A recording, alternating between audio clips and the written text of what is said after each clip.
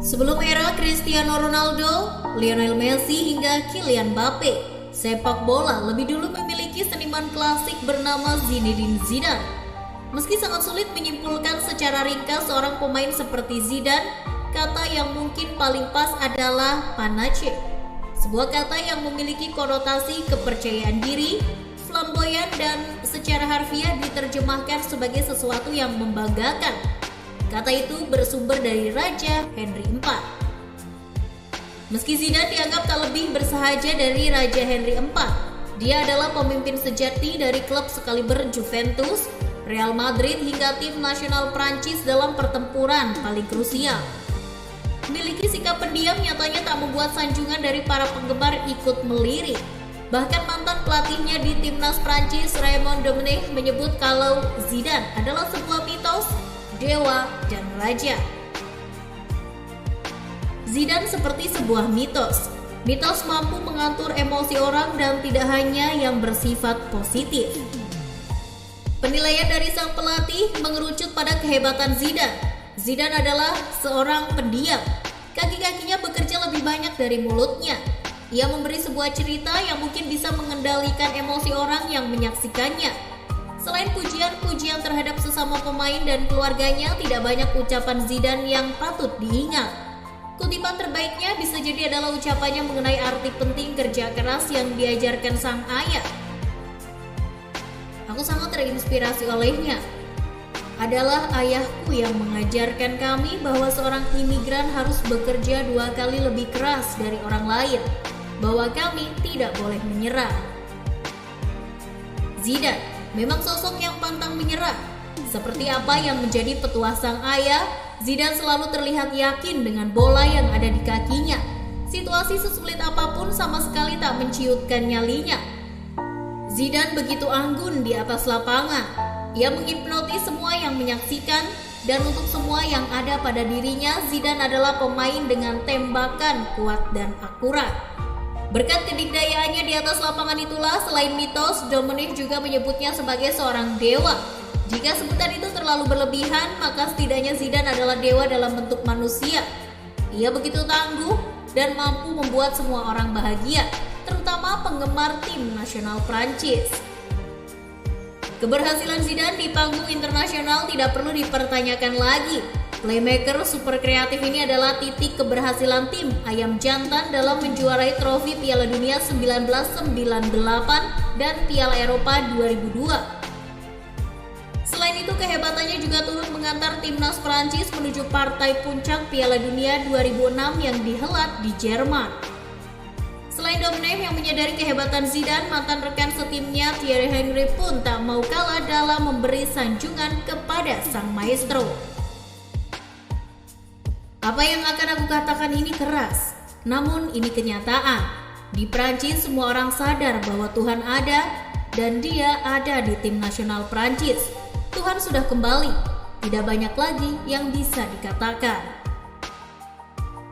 Dalam 2 partai krusial itu, Zidane menyumbang 2 gol bagi timnas Prancis di partai final Piala Dunia 1998 melawan Brasil. Di turnamen tersebut ia juga dinobatkan sebagai pemain terbaik. 2 tahun berselang, tendangan luar biasanya meluncur deras di babak perempat final Euro 2000, serta 1 gol lagi di babak semifinal yang ikut mengantarnya menuju panggung pemain terbaik sepanjang turnamen. Di Piala Dunia 2006, Zidane turut menjadi kunci keberhasilan Prancis yang melaju hingga partai final. Namun 1 goresan luka terhadap celaan Marco Materazzi telah membuatnya diusir dari lapangan. Disinyalir itu merupakan salah satu alasan Domenech menganggap bahwa Zidane sebagai pribadi yang kurang menyenangkan.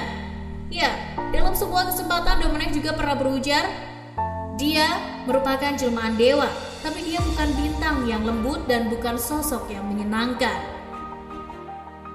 Meski begitu, Domenech yang saat itu menjadi juru taktik tim Ayam Jantan telah melupakan kesalahan Zidane. Bahkan ia berkata kalau tidak ada yang perlu dimaafkan, karena semua pemain maupun staf sama sekali tidak menuduhnya telah berbuat kotor. Kejeniusan Zidane di timnas Prancis sebetulnya telah dimulai sejak ia melakukan debut pertama. Saat itu tepat pada 17 Agustus 1994, seorang pemuda berusia 22 tahun bernama Zidane melakukan debutnya bersama timnas senior Prancis dalam sebuah laga persahabatan melawan Republik Ceko di Stade Nouveau Bordeaux. Dalam debutnya, Zidane menorehkan sebuah penampilan yang cukup luar biasa. Les Bleus ketika itu sedang tertinggal 0-2 lewat gol dari Thomas Sukravi pada menit ke-42 dan Daniel Schmeichel pada menit ke-45. Pelatih Prancis kala itu, Aim Hakimi, akhirnya melakukan perubahan pada babak kedua. Salah satunya adalah dengan memasukkan Zidane untuk menggantikan Corentin Martins. Dengan masuknya Zidane, permainan Prancis pun menjadi lebih hidup. Puncaknya ketika menit ke-85. Zidane yang menerima bola di wilayah pertahanan Republik Ceko mulai menggiring bola mendekati kotak penalti dengan melewati dua bek Ceko untuk kemudian melepas tembakan keras. Setelah melepaskan tembakan yang spektakuler, Zidane melengkapi debutnya di timnas senior Prancis ini dengan mencetak gol kedua pada menit ke-87 melalui sundulan kepala. Sundulan sang maestro itulah yang pada akhirnya menciptakan hasil imbang 2-2 untuk kedua tim. Di level klub sendiri, Zidane muda mulai dikenal publik berkat permainan cemerlangnya bersama Cannes dan Bordeaux dalam ajang Ligue 1. Setelah itu ia melanjutkan karir bersama raksasa Italia Juventus. Berhasil mengamankan 2 trofi Scudetto, Zidane akhirnya diboyong Real Madrid dengan nilai yang menjadikannya sebagai pemain termahal sejagat, yakni 42 juta euro atau setara 654 miliar rupiah. Berbekal sejumlah trofi bergengsi, Zidane datang ke Bernabeu dengan kepala tegak. Dirinya yang saat itu membela Madrid di ajang Liga Champions Eropa sukses mencetak gol spektakuler di laga final melawan Bayer Leverkusen. Di Madrid, sosok Zinedine Zidane jauh semakin dikenal. Tenang, jenius, mematikan, dan tanpa kesombongan. Jika melihat fenomena tersebut, maka ungkapan dari Jean-Louis Moura tentang sosok Zidane akan sangat serasi. Seniman asal Prancis itu pernah berujar, "Tidak ada yang tahu Zidane itu malaikat atau iblis. Ia tersenyum seperti Bunda Teresa dan menyeringai seperti pembunuh berantai." Sosok Zidane memang amat langka.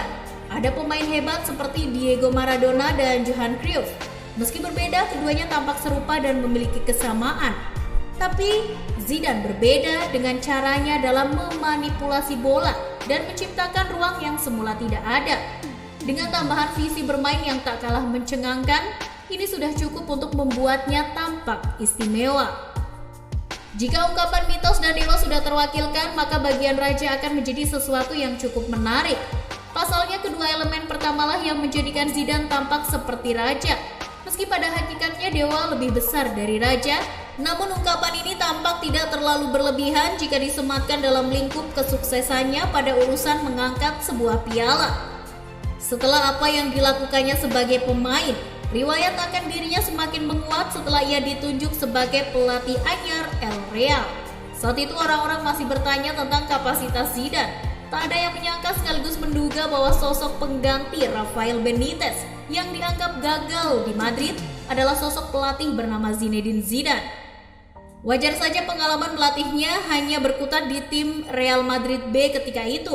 Di level yang lebih tinggi, Zidane hanya pernah menjadi asisten pelatih Carlo Ancelotti dan menjadi bagian dari La Decima Madrid di musim 2013-2014 silam. Selain itu, Zidane sama sekali tidak punya pengalaman melatih di level kompetisi yang tinggi. Namun, segala keraguan mulai terpatahkan dengan satu demi satu gelar yang ia sumbangkan. Mahkotanya sebagai seorang raja mulai terpahat rapi. Zidane tampak berwibawa saat menemani anak asuhnya bertanding. Dari pinggir lapangan, sang raja telah buktikan kualitasnya. Tercatat gelar Liga Champions Eropa, La Liga Spanyol, UEFA Super Cup, hingga FIFA Club World Cup telah ditandai penobatannya sebagai seorang raja. Bagaimana menurut kamu football lovers? Silakan tulis komentar kamu di kolom komentar. Jangan lupa untuk like dan share videonya. Thank you.